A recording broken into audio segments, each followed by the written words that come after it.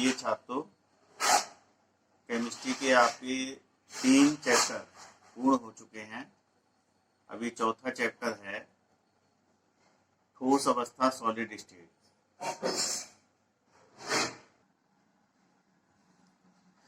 तो छात्रों, ये जो चैप्टर है ठोस अवस्था सॉलिड स्टेट, इस चैप्टर में काफ़ी कुछ पार्ट थ्योरेटिकल है, तो इसको ध्यान से आपको जो है समझ के इसको याद करना है। इसको मैं समझा रहा हूँ और इसको आपको याद करना पड़ेगा। तो देखिए, पहले आते हैं ठोस अवस्था है क्या।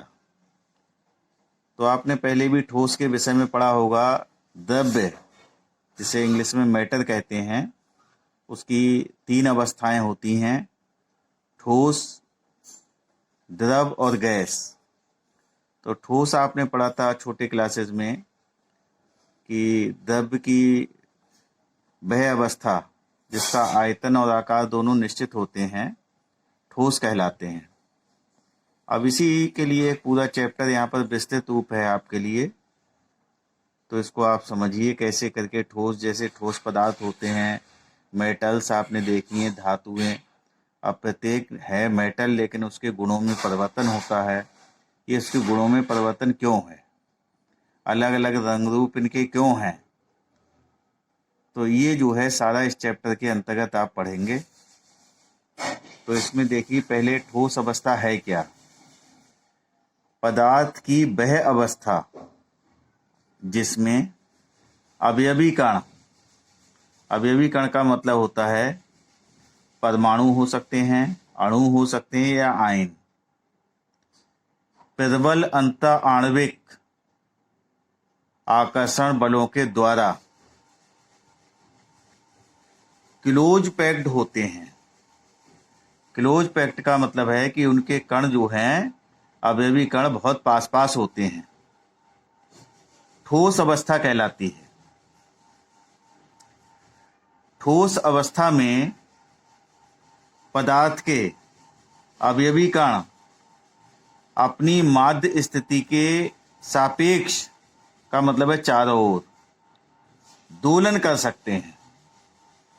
जो अवयवी कण है वो अपनी माध्य स्थिति के चारों ओर इधर इधर केवल दोलन कर सकता है। इसमें स्थानांतरीय गति ना के समान होती है। तो यही कारण है कि ठोस अवस्था में आकार एवं आयतन निश्चित होते हैं तथा ठोस लगभग असंपीड्य, का मतलब है उसे दबाया नहीं जा सकता है, तथा कठोर होते हैं। तो ठोस अवस्था आप समझ गए होंगे कि इसमें जो अवयवी कण होते हैं वो प्रबल जो है अंतःआण्विक आकर्षण बलों के द्वारा क्लोज पैक्ड, का मतलब है क्लोज मतलब पास पास, पैक्ड का मतलब जुड़े होते हैं। और ये इनके कण जो हैं केवल अपनी माध्य स्थिति के चारों ओर दोलन कर सकते हैं। ये एक स्थान से दूसरे स्थान तक नहीं जा सकते, यानी स्थानांतरीय गति नहीं होती, इसलिए इनके आकार एवं आयतन निश्चित होते हैं। अब है ठोसों का वर्गीकरण। अवयवी कणों के क्रम की प्रकृति के आधार पर ठोसों को क्रिस्टलीय तथा अक्रिस्टलीय ठोसों में वर्गीकृत किया जा सकता है। अवयवी कणों के क्रम की प्रकृति, यानी अवयवी कण उस ठोस में किस क्रम में व्यवस्थित हैं, ये उनकी कहलाती है, अवयवी कणों के क्रम की प्रकृति कहलाती है। उसके आधार पर 2 प्रकार के ठोस हो गए, क्रिस्टलीय ठोस, क्रिस्टलाइन सॉलिड। क्रिस्टलाइन सॉलिड देखिए क्या है, वे ठोस पदार्थ जिनके अवयवी कण, अवयवी कण का मतलब परमाणु, अणु या आयन, बार बार ये शब्द आएगा अवयवी कण, तो आपको याद रखना है। अवयवी कण का मतलब है कुछ ठोस ऐसे होते हैं जो परमाणुओं से मिलकर बनते हैं, तो परमाणु है अवयवी कण का मतलब। अणुओं से मिलकर बने होते हैं तो अवयवी कण अणु हो गए, और आयन से मिलकर बने होते हैं तो अवयवी कण आयन हो गए। त्रिबिम्ब में, त्रिबिम्ब 3 डायमेंशन, उसके चारों ओर ऊपर नीचे दाएं बाएं सब तरफ एक निश्चित ज्यामिति में एक निश्चित उसकी संरचना होती है, निश्चित संरचना में दीर्घपरासी व्यवस्था होती है। दीर्घपरासी व्यवस्था का मतलब है कि वो जो है लगातार जो उनका जो निश्चित क्रम है उनके कणों का, वो लगातार आगे तक चलता रहता है, उसे कहते हैं दीर्घपरासी व्यवस्था। आगे तक वही क्रम चलता रहता है। जैसे सोडियम क्लोराइड में, ये जैसे सोडियम क्लोराइड है तो एक सोडियम आयन होगा, एक क्लोराइड आयन होगा, एक सोडियम आयन होगा, एक क्लोराइड आयन होगा, ऐसी एक इसके नीचे क्लोराइड आयन, फिर सोडियम आयन, फिर क्लोराइड आयन, फिर सोडियम आयन। इस प्रकार से ये प्रक्रिया लगातार इसे कहते हैं दीर्घपरासी व्यवस्था में होते हैं, क्रिस्टलीय ठोस कहलाते हैं। तो क्रिस्टलीय ठोस में अवयवी कण जो है एक उनकी जो निश्चित नियमित व्यवस्था होती है और वो दीर्घपरासी होती है, यानी वही व्यवस्था लगातार चलती रहती है, उसे क्रिस्टलीय ठोस कहते हैं। ये ठोस असंपीड्य, इनको दबाया नहीं जा सकता है, दृढ़ होते हैं एवं कठोर होते हैं। क्रिस्टलीय ठोस ही वास्तविक ठोस होते हैं। जो क्रिस्टलीय ठोस हैं, इन ठोसों को भी वास्तविक ठोस यानी ट्रू सॉलिड कहते हैं। ये विषमदैशिक प्रकृति के होते हैं। विषमदैशिक प्रकृति का मतलब है अर्थात इनके भौतिक गुणों जैसे ऊष्मीय चालकता, विद्युत चालकता, कठोरता, अपवर्तनांक आदि के मान विभिन्न दिशाओं में भिन्न भिन्न होते हैं। ये हमने देखी ये कुछ कण बनाए हैं, जैसे ये जो है अवयवी कण हैं, तो ये मान लो जैसे सोडियम क्लोराइड हो तो ये सोडियम आयन ये खोखले वाले हैं, और बिंदी जैसी हमने रखी ये क्लोराइड आयन मान लो, फिर सोडियम आयन है, फिर क्लोराइड आयन है, इसी प्रकार से ये व्यवस्थित होंगे। अब देखिए इनकी विषमदैशिक प्रकृति क्यों है। अगर हम प्रकाश की किरण इस डायरेक्शन में, हम इस दिशा में अगर डालते हैं तो देखिए इधर इसके एक ओर ये समान कण हो गए, दूसरी ओर इसके समान कण हो गए। अब हमने प्रकाश की किरण अगर इधर को डाली तब देखिए इसमें कणों में अंतर है। एक कण ये अलग प्रकार का है, ये दूसरा अलग प्रकार का है, फिर ये इसके समान है, फिर ये इसके समान है, पहले वाला तीसरे के समान, दूसरा वाला चौथे के समान, यानी अल्टरनेट क्रम में है। एक प्रकार का कण, फिर दूसरे प्रकार का, फिर उसी प्रकार का, फिर दूसरे वाले के समान। तो इनमें देखिए भौतिक गुणों में इससे परिवर्तन आ जाता है। उनकी जो है जो प्रकृति होती है वो विषमदैशिक प्रकृति होती है। विषमदैशिक, विषमदैशिक का मतलब है कि इनके भौतिक गुणों में ऊष्मीय चालकता, विद्युत चालकता, कठोरता, अपवर्तनांक आदि के मान विभिन्न दिशाओं में भिन्न भिन्न होते हैं। ये हमने समझाया। देखिए ये अगर इस डायरेक्शन में आप प्रकाश डालेंगे तो इधर समान कण है और इधर समान कण है, तो इनके जो है भौतिक गुण अलग अलग आएंगे। अब इस डायरेक्शन में प्रकाश डाला हमने तो देखिए ये एक ही प्रकार का कण है, ये दूसरे प्रकार का है, यानी एक ही साइड में अल्टरनेट क्रम में कण है, व्यवस्थित है, इसलिए जो है इनके गुणों में परिवर्तन हो जाएगा। जैसे sodium chloride, sodium sulphate, copper, iron, iodine, phosphorus आदि। दूसरा प्रकार है अक्रिस्टलीय ठोस, एमॉर्फस सॉलिड्स। वे ठोस जिनमें अवयवी कणों की नियमित व्यवस्था लघुपरासी होती है। नियमित व्यवस्था लघुपरासी, यानी कुछ देर तो उनमें नियमित व्यवस्था होगी, फिर व्यवस्था बिगड़ जाएगी, फिर थोड़ी देर व्यवस्था नियमित रूप से चलेगी, फिर जो है व्यवस्था चेंज होती रहेगी। तो इनमें कह सकते हैं इनकी जो नियम व्यवस्था है वो एक कोई नियम के अनुसार, एक कोई पैटर्न नहीं होता, लघुपरासी होती है। अगर नियमित होती है तो लघुपरासी होती है, थोड़ी देर नियमित व्यवस्था होती है, फिर उसमें जो है अंतर आ जाता है, यानी व्यवस्था गड़बड़ा जाती है, फिर थोड़ी देर नियमित होती है, फिर व्यवस्था चेंज हो जाती है, अक्रिस्टलीय ठोस कहलाते हैं।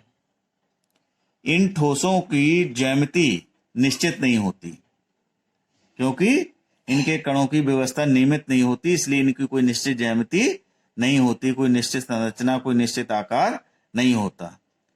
इन ठोसों की प्रकृति समदैशिक होती है। तो कण इनके जो है नियमित क्रम में नहीं होते, इसलिए इनकी प्रकृति समदैशिक होती है। समदैशिक का मतलब हो गया यानी समान होती है, प्रत्येक दिशा में इनके जो है भौतिक गुण जो है वो समान होते हैं। इनके कणों की अव्यवस्था द्रव के कणों के समान होती है। जैसे द्रव में कण एक व्यवस्थित क्रम में नहीं होते, वैसे ही इनके कण भी एक व्यवस्थित क्रम में नहीं होते।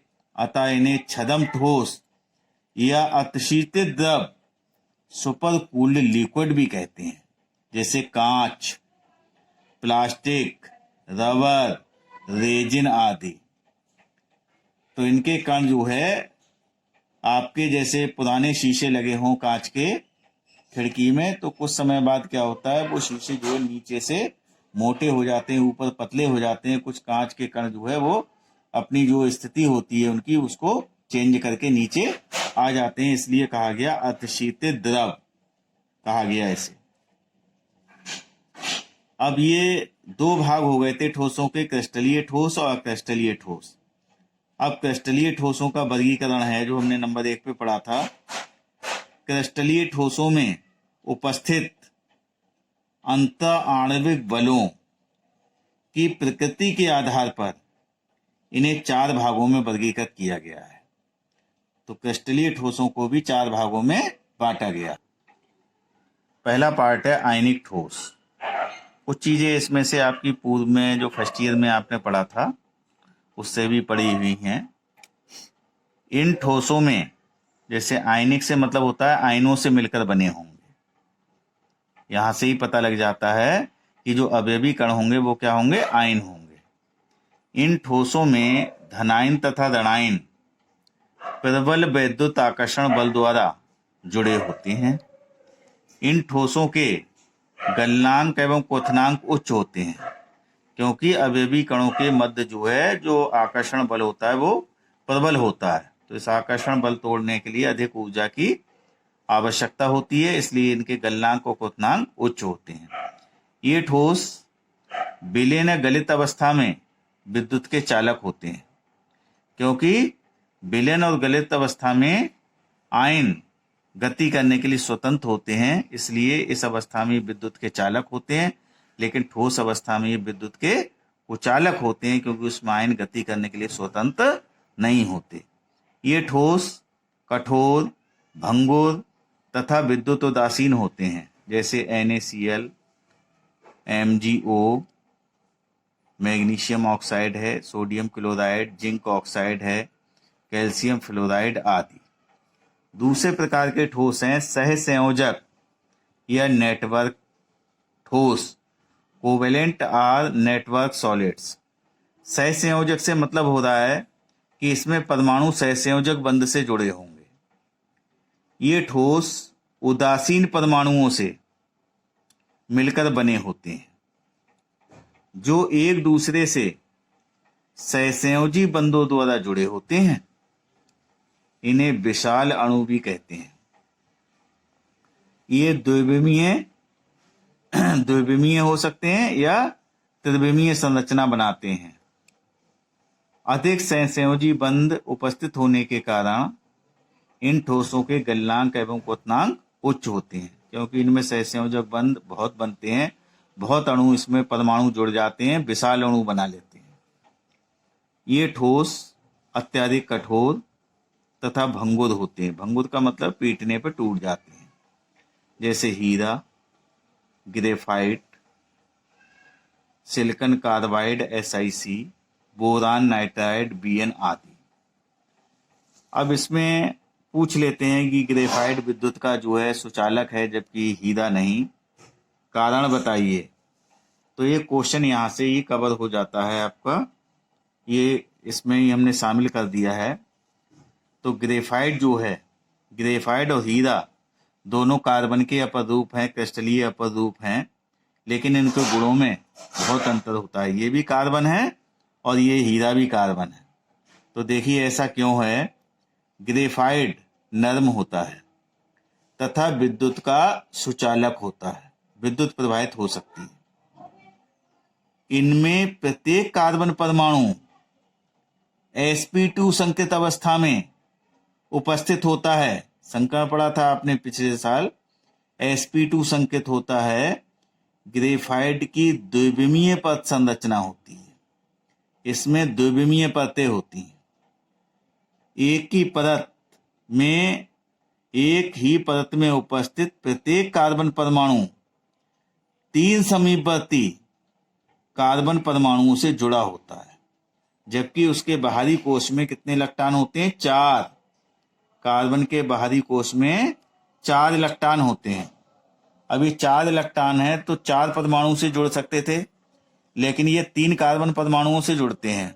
तो इसका मतलब है प्रत्येक कार्बन के पास 1 इलेक्ट्रॉन शेष रह गया, जिसने रासायनिक संयोग में भाग नहीं लिया है।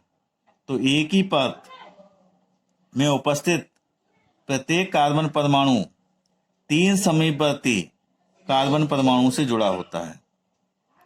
अतः प्रत्येक कार्बन परमाणु का चौथा इलेक्ट्रॉन विभिन्न परतों के बीच स्थित होता है। तो जो चौथा इलेक्ट्रॉन रह गया, जिसने रासायनिक संयोग में भाग नहीं लिया, वो विभिन्न परतों में वो इलेक्ट्रॉन स्थित होता है तथा घूमने के लिए स्वतंत्र भी होता है।